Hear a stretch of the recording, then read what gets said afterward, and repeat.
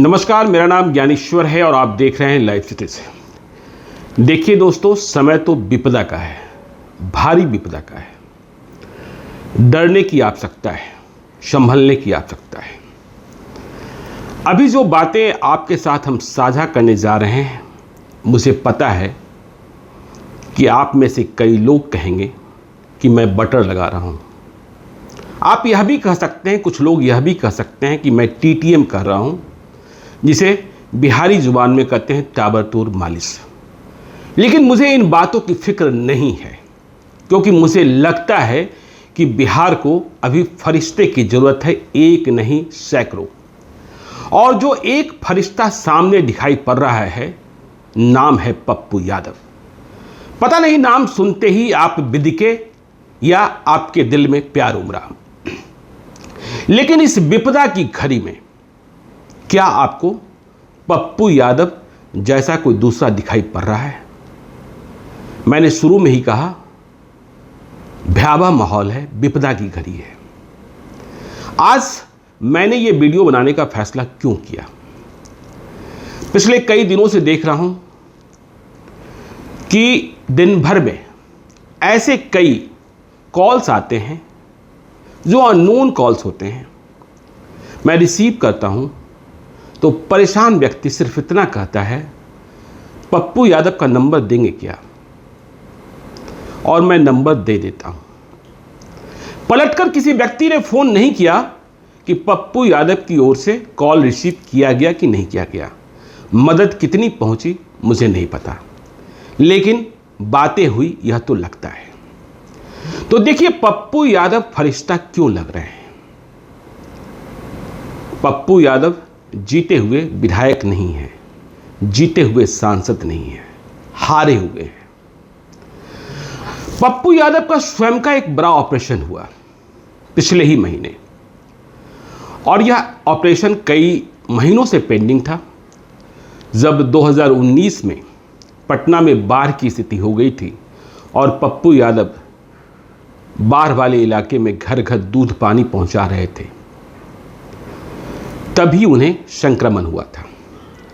डॉक्टरों ने ऑपरेशन के बाद कहा था कि अभी आप इलाज में हैं, आपको आराम की जरूरत होगी। लेकिन इसी बीच विपदा आ गई, कोरोना की दूसरी लहर, और हम आप सब परेशान।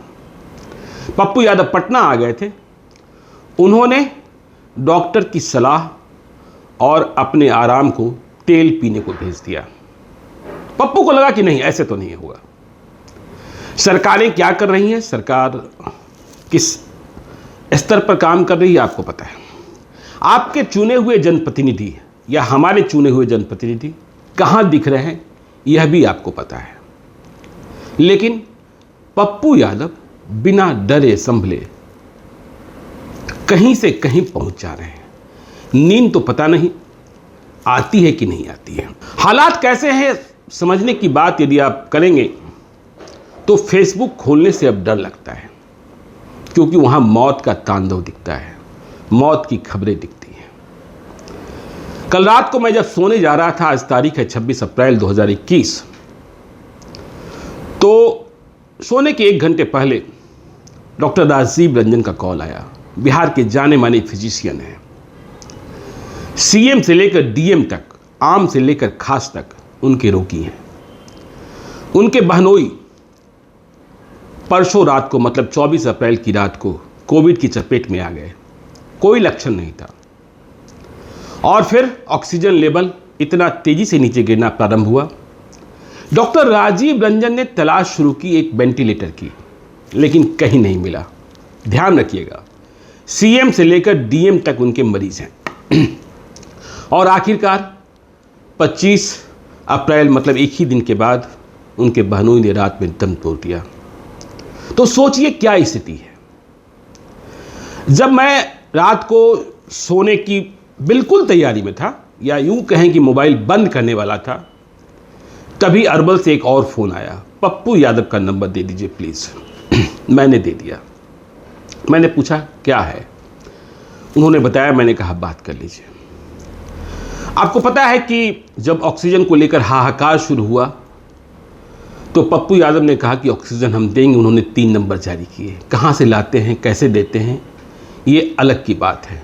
पप्पू यादव पहले क्या थे, उनका इतिहास क्या था, यह भी आज चर्चा करने की जरूरत नहीं है, क्योंकि ये प्रासंगिक नहीं होगा। लेकिन आज पप्पू यादव फरिश्ता की तरह ग्राउंड जीरो पर हैं। उन्हें इस बात की चिंता नहीं है कि जनता ने उन्हें पराजित किया है। उन्हें इस बात की फिक्र नहीं है कि वोट का वक्त आता है तो लोग उन्हें वोट नहीं करते हैं। फिक्र इस बात की है कि जो आदमी परेशान है उसे सेवा पहुंचानी है। सुबह मैं जब उठा तो पप्पू यादव पर मैंने कुछ लिखने का मन बना लिया था। मैं उनके टाइमलाइन पर गया, फेसबुक पर। मैंने देखा कि रात भर यह व्यक्ति सोया नहीं है। पहले किसी को अस्पताल में दाखिल कराने एक निजी अस्पताल में पहुंचे हैं आधी रात के बाद, और अस्पताल वाले को कह रहे हैं कि आपने पेशेंट को एडमिट क्यों नहीं किया, जबकि हमारी आपसे बातचीत हो चुकी थी।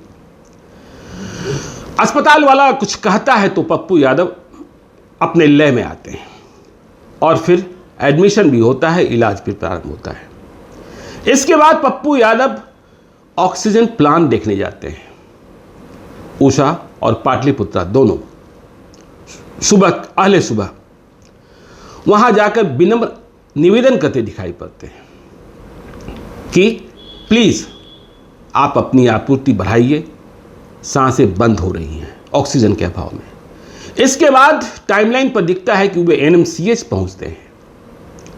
वहां बेड पर लाशें पड़ी हैं। पिछले 24 घंटे से न कोई देने वाला है न कोई लेने वाला है। इसकी व्यवस्था कराते हैं। इसके बाद पीएमसीएच पहुंचते हैं। वहां जो परेशान लोग हैं उनसे बातें करते हैं, उन्हें हौसला देते हैं। रेमडेसिविर जिसकी अभी सबसे ज़्यादा डिमांड है, कहीं नहीं मिल रहा। मैं ही पिछले 2 दिनों से परेशान रहा, किसी को दिलाना था।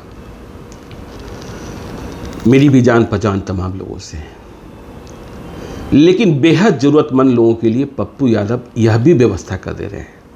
कहा जा रहा है कि नेपाल में उन्होंने अपने संपर्क सूत्रों को सक्रिय किया है और वहां ढाबा बोलकर मंगवा रहे हैं। यह भी नहीं कि अनाप शनाप कीमत, जो गरीब है उसे तो फ्री में दे रहे हैं, और जो पैसा देने के योग्य हैं उन्हें जो वास्तविक कीमत है उस पर दे रहे हैं। तो पप्पू यादव को सलाम क्यों न करें। हमें और आपको सोचना चाहिए, पूछना भी चाहिए कि जब ये विपदा की घड़ी है तो हमने जिन्हें मत दिया वे कहां छुपे हैं। और जो लोग कहते हैं, कई लोग कहते हैं कि पप्पू यादव नाटक करते हैं ऐसे मौकों पर, तो हम उनसे पूछना चाहते हैं, पूछना तो आपको भी चाहिए कि यदि पप्पू यादव के नाटक से किसी को फायदा पहुंचता है तो दूसरे नेता अभिनेता ऐसा ही नाटक क्यों नहीं करते हैं? क्यों वे घरों में घुस जाते हैं? क्या उनके नाटक से किसी को फायदा नहीं पहुंचता? क्या पप्पू यादव को अपनी जान का खतरा नहीं दिखाई पड़ता है? मुझे पता है कि जब 2020 में कोरोना का काल था तो वे दिल्ली में फंस गए थे, पटना नहीं आ पा रहे थे। घर वाले रात में उनके कमरे को बाहर से बंद कर दिया करते थे, लेकिन वे सुबह दरवाजा पीट कर बाहर निकलते थे और सड़कों पर भोजन पानी लेकर सेवा के लिए चल पड़ते थे। तो ये सेवा पता नहीं दूसरों के भीतर क्यों नहीं उपजती है। और जो वोट लेने जाते हैं आपके पास, वे सिर्फ कह सकते हैं कि पप्पू यादव नाटक करते हैं। अरे पप्पू यादव नाटक करते हैं तो पप्पू यादव जैसे नाटकबाज आप भी तो बनिए। आपके इस नाटक से कितनों को फायदा मिलेगा, इस बात को समझिए। पप्पू यादव को मैं पिछले 25-26 सालों से तो जानता हूं। पप्पू यादव पैसा कहां से लाते हैं यह भी एक सवाल रहता है, लेकिन पिछले कई वर्षों से यह बात तो हमने नहीं सुनी कि हां उन्होंने रंगदारी वसूली है। हां, इस बात की जानकारी मुझे जरूर है कि उनके घर वालों ने पप्पू यादव के नाम की जितनी संपत्ति थी उस संपत्ति को अपने नाम कराया है ताकि पप्पू यादव चुपके से बेच न दिया करें, जैसा वे करते हैं। लेकिन मौकों पर उन्होंने अपनी पत्नी के नाम, अपने पिताजी के नाम की संपत्ति भी बेची है। खैर, पैसा कहीं से भी लाते हैं, लेकिन पैसा जरूरतमंदों के बीच बांट भी तो देते हैं। यह हौसला, यह साहस, यह हिम्मत और किसी के भीतर आपको दिखता है क्या? पप्पू यादव के बारे में जैसा मैंने कहा कि 25 वर्षों से जानता हूं। पप्पू यादव की जेब में सुबह 5 लाख रुपए हो जाए तो शाम को 5,000 रुपए नहीं मिलेंगे। यह बात मैं सरतिया कह सकता हूं।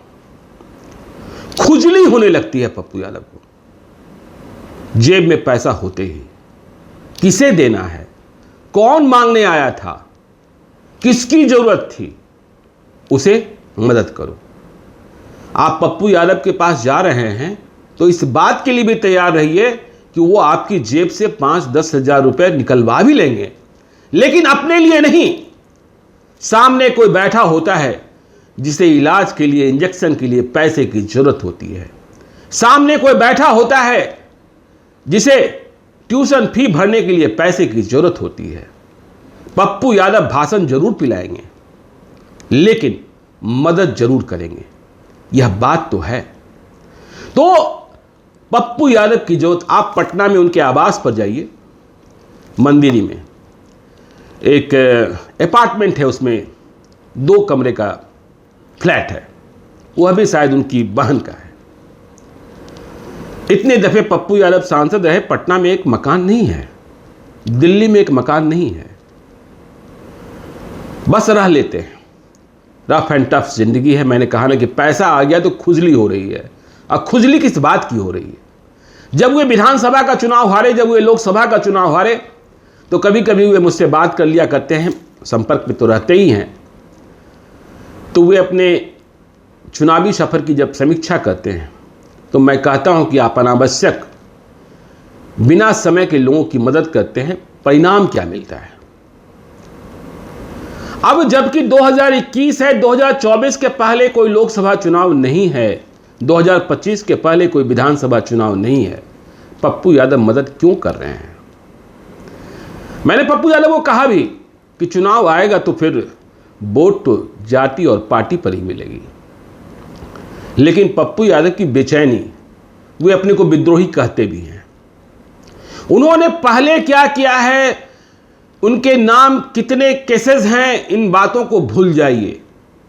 लेकिन आज पप्पू यादव हर उस शख्स की उम्मीद की लौ हैं जो परेशान है। इसमें न जाति का बंधन है, न पार्टी का बंधन है।